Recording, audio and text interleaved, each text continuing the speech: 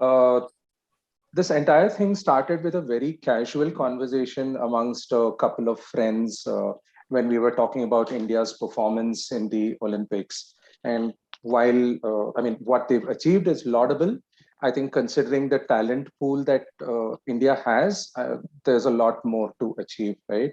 And two of the panelists who are very close friends, and I've known the kind of investment they've made in times and money in terms of nurturing their kids into sports.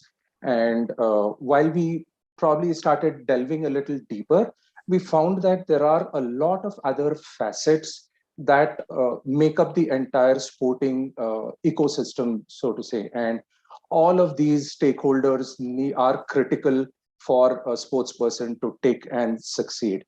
So this is a very earnest effort that we've made to bring all these stakeholders on a common platform so that you can share your experiences, the kind of challenges that you've had, and hopefully the people who are viewing this, who are probably parents of sporting kids or kids themselves, and some enthusiasts will be able to take away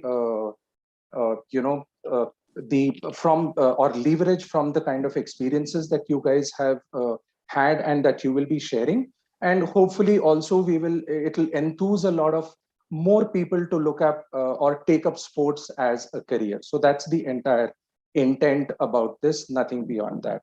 So I'll probably get into the panel introduction now.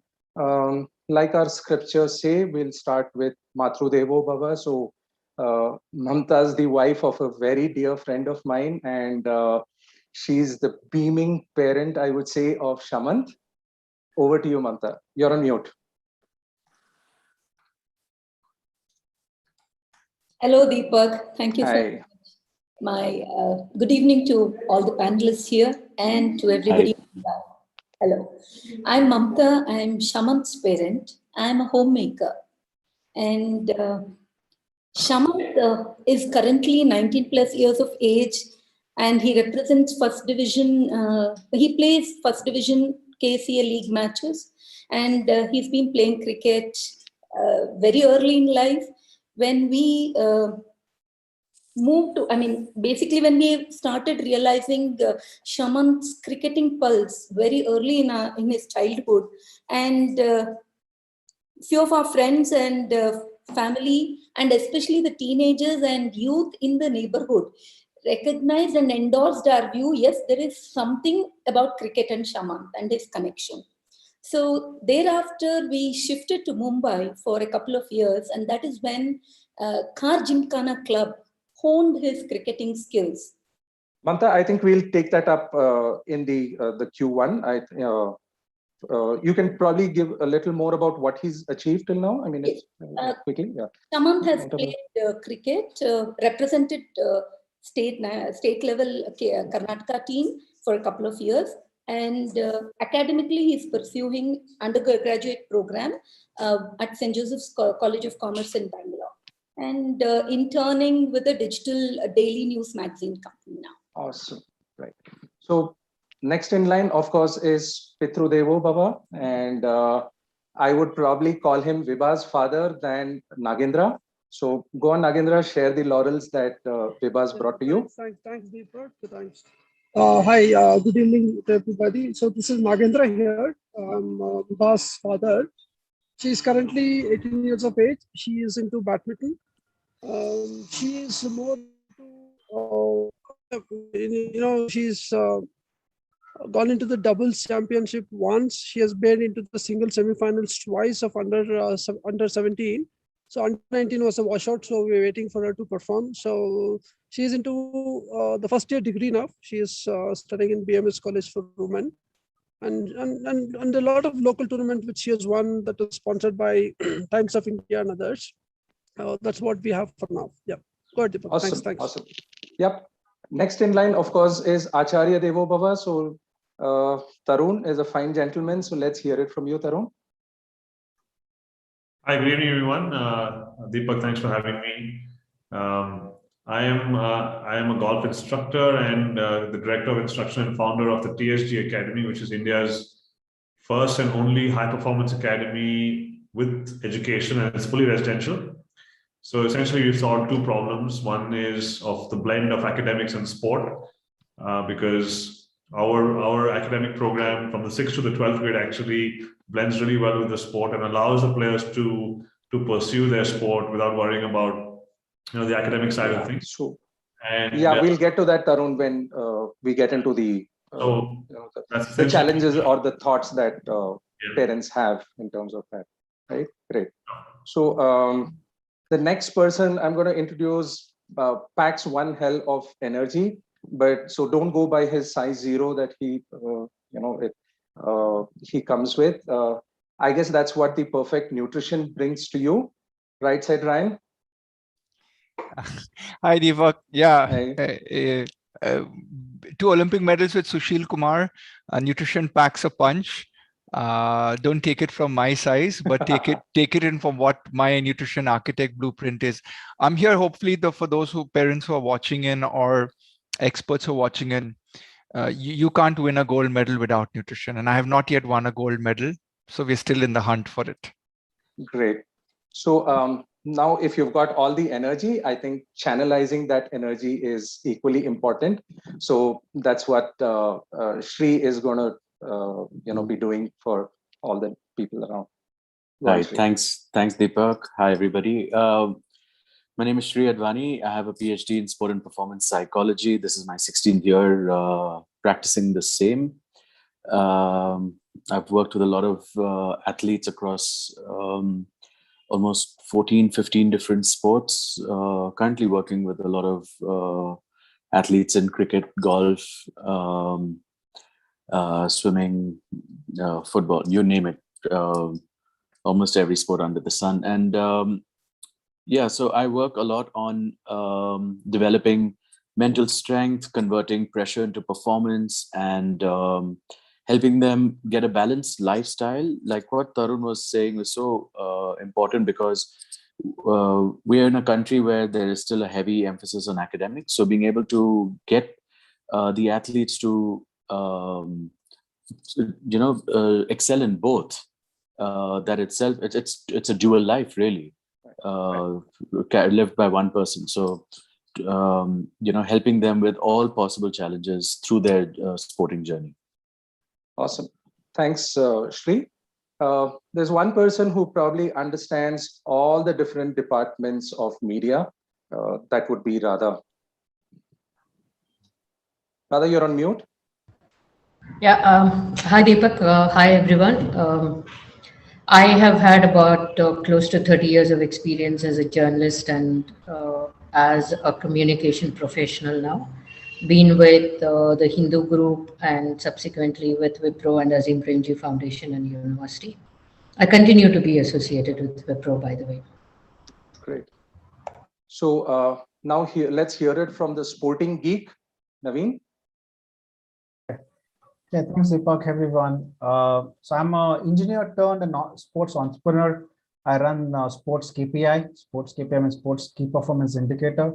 So been running this for the past 6 years, trying to help connect sports with technology and analytics. How can we help to improve the performances? Been associated with majorly with football and kabaddi and a bit of tennis as well. So I follow a lot of numbers. How can we track data and information? And we work with a lot of coaches to help them with video analytics as well. So that's where I look at from a technology angle in terms of sports. Great. While all the people that we've met to now are actually stakeholders or enablers, it's actually the wearer who knows where the shoe bites, right? And I can personally vouch probably for the arduous training he must have undergone, because I've trained under him and he's going to squeeze out every ounce of energy in you, because he says no pain, no gain. Go ahead, Milin, all yours. Hey all, thanks for having me. I'm known as that habit guy. The reason is because I don't believe there are successful people, there are only successful habits. And that's pretty much what a sports taught me right from the young age.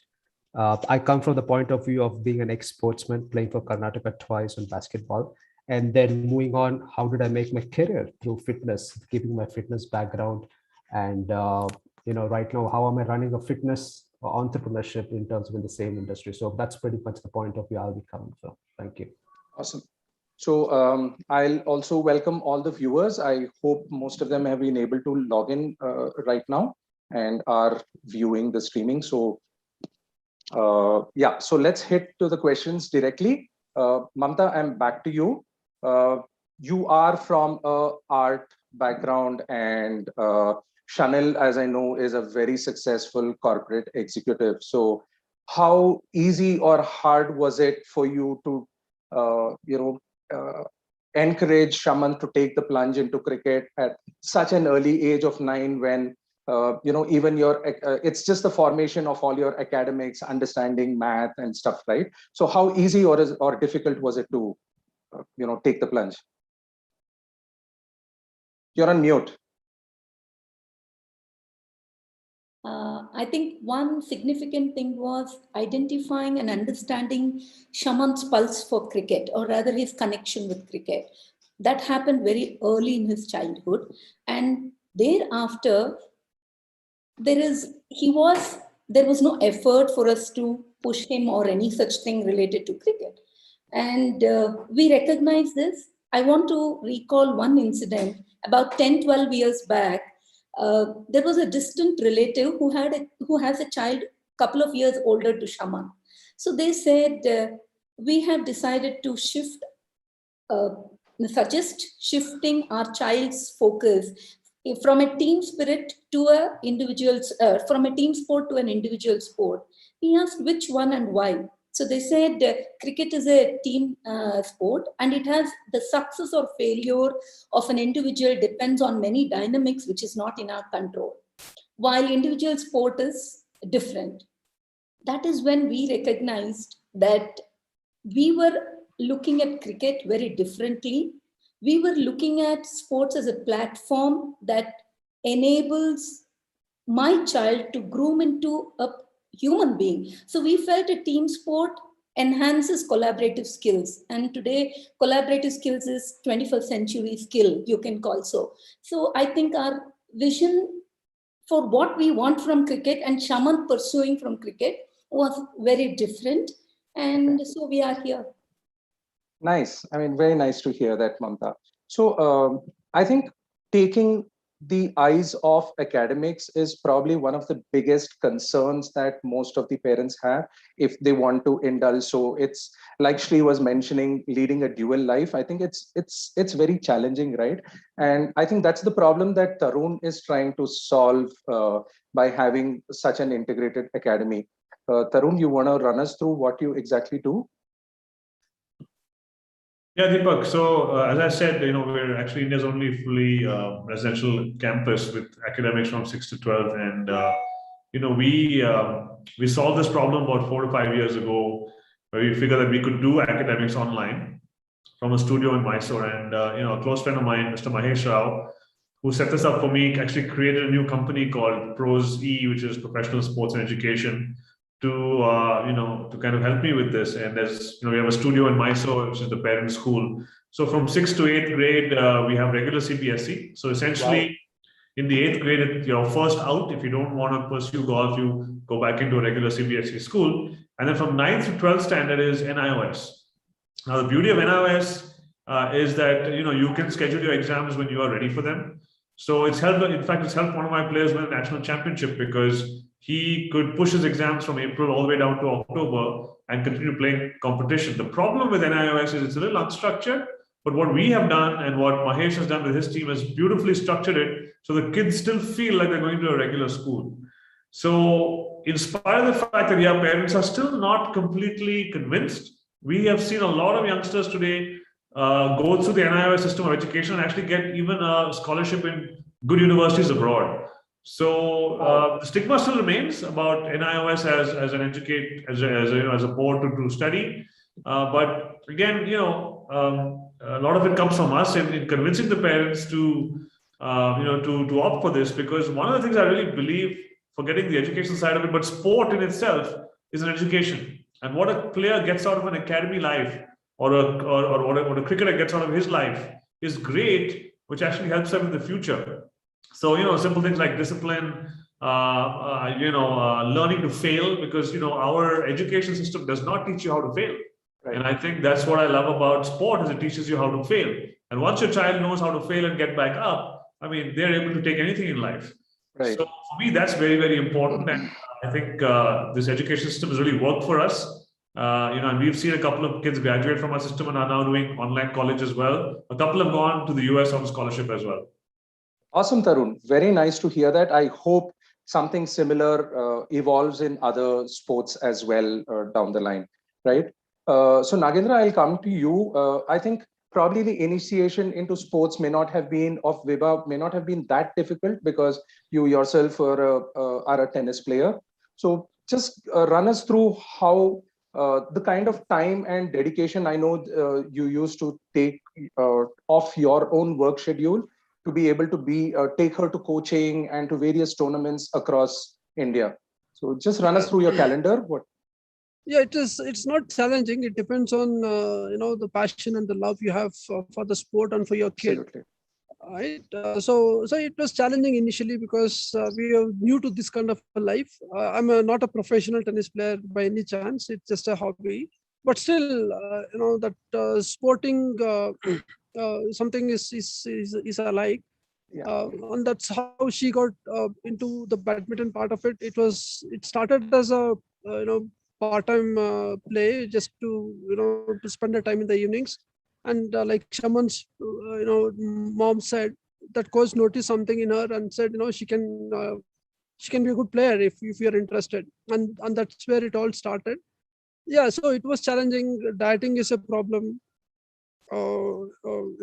Getting up early mornings 4:30 and leaving her in the cold by around 5:30 in the morning again is a challenge. So it all boils down to how we manage time and how passionate we are. And I think I should thank my wife for all the support she gives.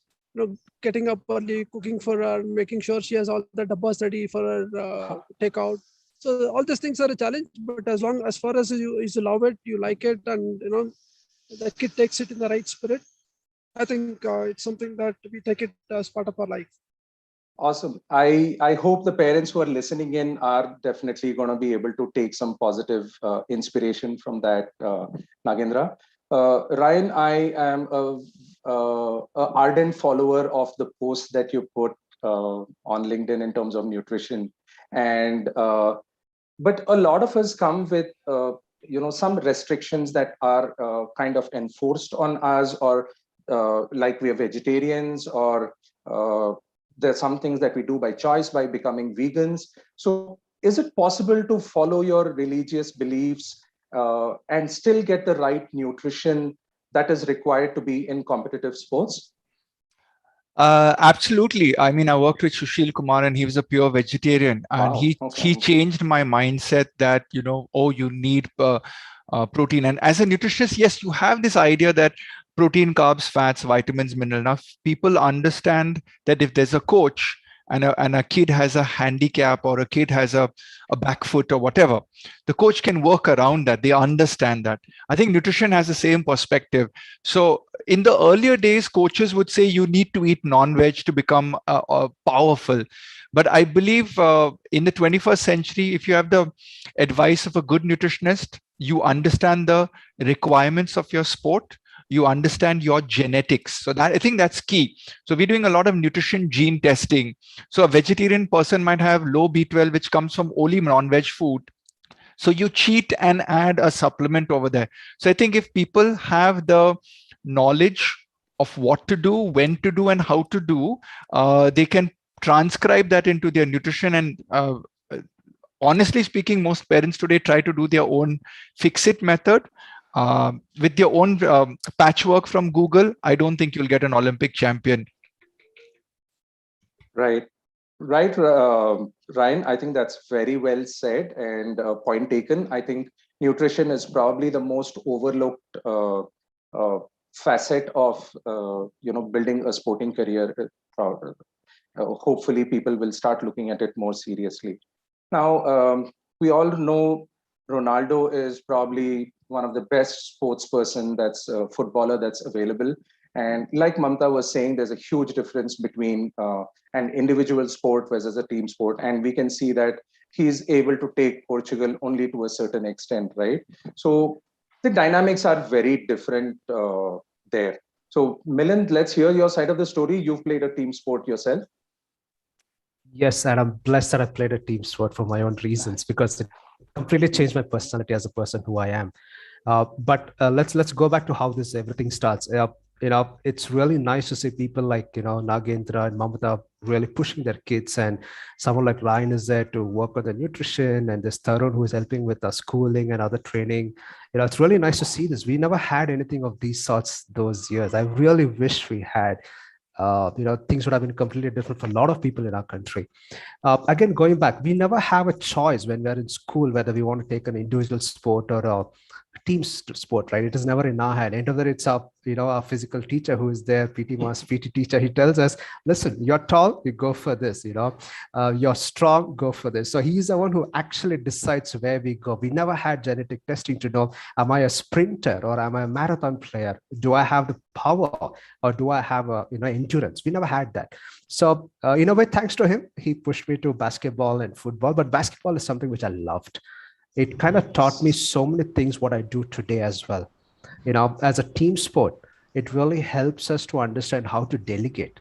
You cannot be a marketing, you cannot be a CEO, you cannot be a, marketing head and a finance head. You delegate. And that's something which really teaches us. You have one spot and you either you're a dribbler or a shooter or a rebounder, in basketball. So it really teaches different segments of how we actually play along, not only in entrepreneurship, even our family life. How do we be a team player with our relationship? How am I with my kids? It really teaches so many dynamics, and I'm really thankful I was into sports and I was into team sport. A team sport. Yeah, okay. Definitely. So great. Team sport is something which I really I would recommend. Maybe because I'm just biased to that. So I mean, it's a good thing that people are not looking at individual benefits and are looking at the positive takeaways that that happens as a part of being a team, right? So today, technology, if it doesn't control most of our lives, at least it enables a lot of our lives. So I'd like to call in Naveen now to share his side of the story, how he's helping or bringing technology to help a lot of sports, giving a lot of insights, critical insights, I would say. Right. Thanks, Deepak. See, when I started off this, we all come from, as an engineer, we learned and came through a technology background. But when we actually go in and understand, talk to a parent or a coach, or even from the team management, it's all very subjective way of looking at things. When you choose a player, okay, so you choose between two different players. Okay, he played well, he's nice, he's taller. There's no metric or no quantification of the information was going on.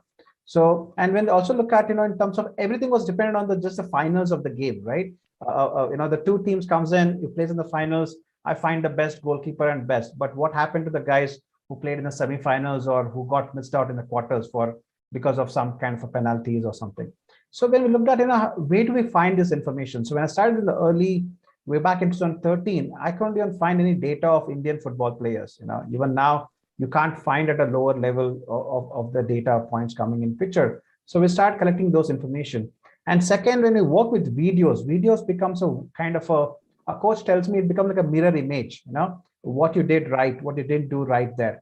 And as the research says, a coach during the match, he can only pick up a 30% of the key moments of the game, right? In a football, it could be a goal which you can remember, but however, the key moments could be many things which led to that particular goal or which led to the considering goal.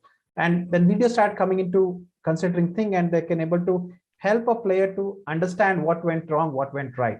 So we started collecting all this information, but now from there, it has become a lot more way the sports have actually grown. A lot of wearable devices have come into picture. You can track how much he ran, how much sprints is he doing. You can do a lot of periodization in terms of how much of extra loading of a fitness has to be provided. When do we need to lower on in terms of his training periods? So that has kind of developed, and you're now integrating both the performance on the pitch the performance of the fitness. So, and it can actually connect each other very well. So I think now people are going to more of this, I'm seeing like cricket bats with a chip. You can look at, how much amount of swing the person can hit. It can also move into wearable where you can wear it on your shoes or in your fitness, looking at the heart rate of a player, whether should I send this particular player or not. I think so these kind of things, yeah, definitely. I mean, in Kabaddi, we start putting up a wearable device. If a heart rate is going higher, then we're not supposed to send him for a raid. We kind of stop him and then make the other person go, right? Nice. So these kind of quantification has come in, and that has helped us to convert from a subjective information to a very quantified information. Why are they doing it? What is going wrong? What was he doing it prior to an injury, and after he is recovered, after his rehab, can he hit back to the same performance prior to the injury? So the data can talk to each other now. So I think that's where the things are currently moving in, is what I feel. So, I always thought technology was more of a postmortem, like you were saying, viewing the analytics. So you're doing real-time sharing and on the move kind of decision making, right? Which is a great thing, I think. Yeah. So you were talking about moments of games, and this kind of reminds me. I don't know how many of you have viewed this. It's quite a while back when Miandad had to score a 4 out of the last ball, and Chetan Sharma was bowling, and he landed up hitting a 6 and winning the match. And imagine an India-Pakistan match. The kind of you need nerves of steel to even watch that kind of a match. So I'm sure your mental build plays a very, very key role in the make or break when you are at that moment.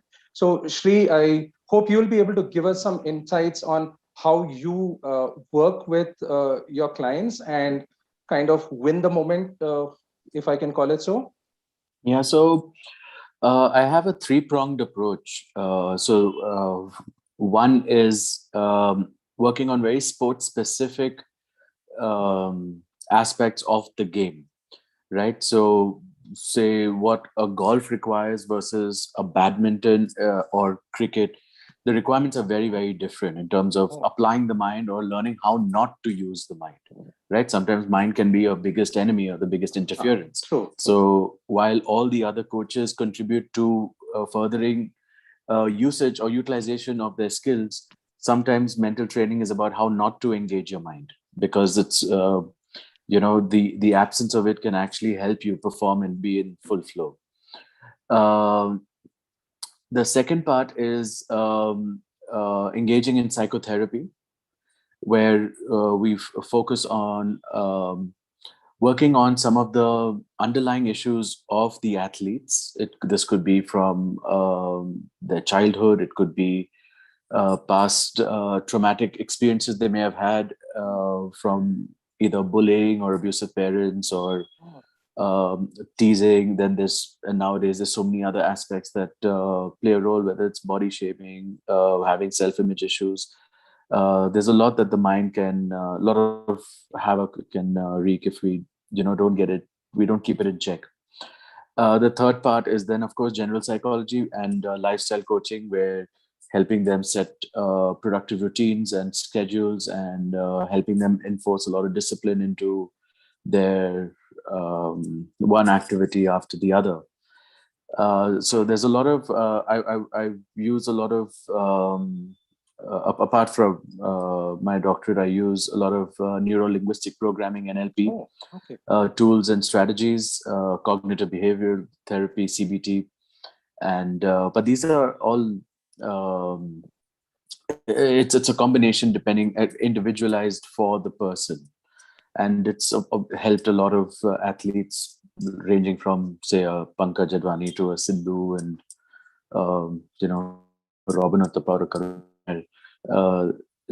You can anybody, and I don't only work with sports people, I work with kids who are appearing for the board exams. So after ninth, the parents will say, you know what, can you just help them improve their performance in boards? So I take them on for a year and help them get 20-30% extra for the boards. Businessmen I work with as well, CXOs. So in short, anybody with a mind. So it's all about getting the right mindset, I guess. right? Absolutely. Right, great. So during the Olympics, I read this meme that came across when India won its first gold, and it says the most Googled word today is by the parents is, where is the nearest javelin training center near me, right? So jokes apart, I think social media today has played a very important role in democratizing visibility for other sports as well. So, Radha, I'd love to hear from you in terms of how media houses can play a role in giving everyone a fair share of visibility.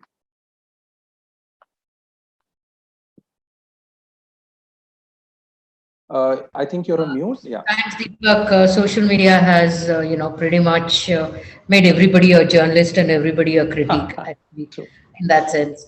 But yeah, I mean, I think media houses still have a strong role because there are people who have been tracking a sport or tracking a sports person for a certain period of time, and they will be in a position to add a greater value in terms of either improving the sports industry per se or sports sector per se, as well as the individual sports person.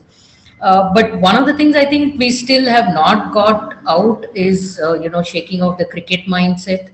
uh, I think a lot of journalists per se, or even media houses per se, feel that the cricket side of the sport is more better buttered, if I were to say it that way, has more moolah coming in. So, and therefore, there is always that natural fancy towards that sport. So, on that front, I think we still have a lot of ground to sort of clear. And also, what has happened is a lot of individual sports journalists have now also taken into, uh, places like having their own blogs, for example, or having their own social media, where they are becoming better influencers, and they are in a better position to, sort of articulate a particular sport or a sports person. So the whole ecosystem needs to come together, according to me. The sports influencers, as we call it, the media and the social media, where people like you and me are commenting about somebody's success or somebody's, at that particular moment of failure.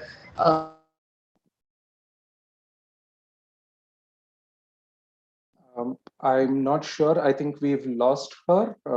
So probably once she comes back, we'll cover the last part of what she was trying to, give us. And yeah, Radha, you're back. So Yeah, sorry, did I lose connection? yes, you did. Okay, So sorry. if you just wrap up what you were saying, yeah. No, I was just saying that, somebody was, in the early part of the conversation was mentioning that we should know how to handle failures better, right? I Exactly. feel media professionals also should know how to handle a sports failure better, because invariably I find, and that's the most irritating thing for me to read, which says that so and so sports person settled for a bronze or a settled for a silver. Uh, I mean, I don't think any professional sports person would ever settle for anything which is not the best, right? I mean, this is like saying that I'm going to go and write an exam, but I will settle for, whatever that comes my way. It's a very disrespectful way of media, journalism, I would say. But yeah, I mean, to answer your point, we still have a lot more ground to cover, and hopefully the whole ecosystem comes together, because that's when a lot of attention also gets to individual sports per se, or beyond cricket per se. Great. So I think with what happened post Olympics, with the kind of signups that people have had, I think, like you said, the moolah is going to start getting dispersed amongst other sports as well. So we'll get to see more of media coverages of other people. So Mamatha, I'd like to come back to you. During our earlier discussions that we've had, you were speaking about Shaman blossoming as as a more mature, balanced, empathetic person, right? So can you run us through what do you think were the factors that contributed to that? Yes. As a parent, what I was seeing was Shamant is deep into cricket, and he's doing everything through the prism of cricket or the lens of cricket. While as a mother, especially, how is my child blossoming completely? It's not just when one petal is open, it doesn't bloom into a flower. I had this imagination in my mind. And how do we get that? The moment you're done with cricket, you have to catch up with academics. So, how does all this happen? That is when I realized Shanil and me had a word. Shanil is my husband, and we both decided that Shamant needs a gap year. Soon after his 12th, he needs to pursue a gap year. And we gained this firmness when he was pursuing his 8th standard kind of a thing. And at the age of 17, I felt yoga will keep him calm and composed for life. And we approached Vyasa, and as an exceptional case, they accepted his application and he completed a yoga course, yoga instructor's course. Okay, so that is something I became very rest assured of. Okay, given the challenges for the mind related to a sports discipline. And then after his 12th, when he took a gap year, incidentally, COVID-19 also accompanied along. So he just did not get gap year from academics part, he got gap from the sports as well, that is cricket. So fortunately, Shamant used that time frame very, very constructively for himself. He enrolled himself as a COVID warrior. He raised funds for migrant laborers. He distributed essential kits for them. Fantastic. He participated in plasma donation. And then he gained, he enrolled into a Japanese learning program and completed the basic level. And he acquired digital skills like editing skills, Photoshop skills, and all of that. That's how he's interning with a digital news company today. And so That's if you look really at nice. this is what makes me, and the most important one is he volunteered with an NGO who works in addressing and preventing of child sexual abuse. That's and really that was for quite that. As a mother, I felt it was a good opportunity as an adolescent for Shaman to engage himself in all these areas, given the time frame, and gap year helped there. awesome. Thank you, Mamatha. That was very, very nice to hear about what he's been doing. So, Shree, I'll come to you now. So, what do you think is the rub-off that sports has on the personality of an individual? Does it make them better team players when they go back to corporate life, or do they get extremely fearful competitive, considering sports is a very competitive arena? Your thoughts? So Milin said that I wish we had these facilities, these experts, and they would have been able to, I think, help all of us maybe 15, 20 years ago when we were competing in our respective sports. These specialists don't only just guide us in what to do, but they shine a lot of light on what it all means, right? Tarun doesn't just say, here, swing like this. He gives a proper explanation, the science behind it. Ryan will be doing the same. So there's so much of specialized input now. So yes, so we start gaining depth through sport.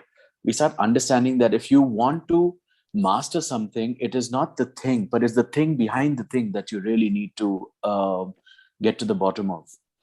Then yes, it helps with team spirit, working in the corporate world. Hopefully athletes are not even thinking about that. They want to go the distance in their sport and never have to work a day in their life, because playing professional sport is not considered work. And then after that, they have enough, hopefully, to retire. But another valid point Tarun made was that it teaches us failure. Now, academics only taps into one or two dimensions of our personality or of our intelligence, whether it's mathematical, linguistic, or memory. And sport is so much more comprehensive. because there's physical, mental, emotional, spiritual involvement in the process of competing and even development for that matter. So having sport in your life really shapes you and prepares you for the real world, because otherwise it's a very sheltered life. We just go to school, we come back, maximum go for tuitions or just play down with your friends, but that's it. It's so limited.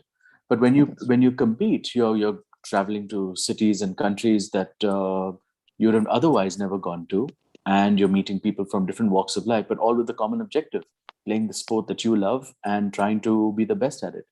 And then dealing with languages, dealing with different cultures, dealing with adapting, and in all that having to perform.